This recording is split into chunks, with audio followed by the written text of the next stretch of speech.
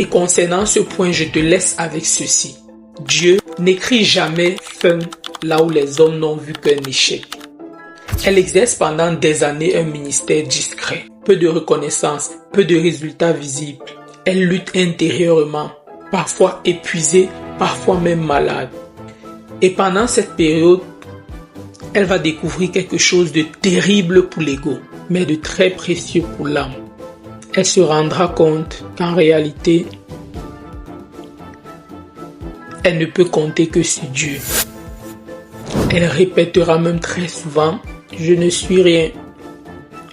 Je ne mérite pas ce que Dieu fait au travers de moi. » Catherine choisit alors un chemin radical.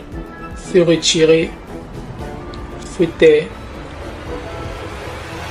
se reconstruire.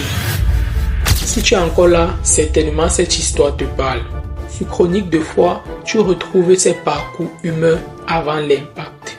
Surtout, n'hésite pas à lâcher un petit pouce bleu et à t'abonner dès maintenant pour ne manquer aucune de nos chroniques au quotidien. Dans les années 50, quelque chose change alors. Catherine revient sur scène, transformée. Elle refuse les titres, la mise en avant, les applaudissements.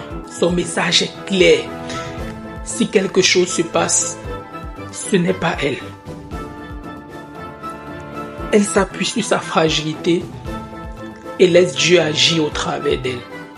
Sa force ne sera pas sa capacité, mais bien son incapacité. Tu m'as bien entendu.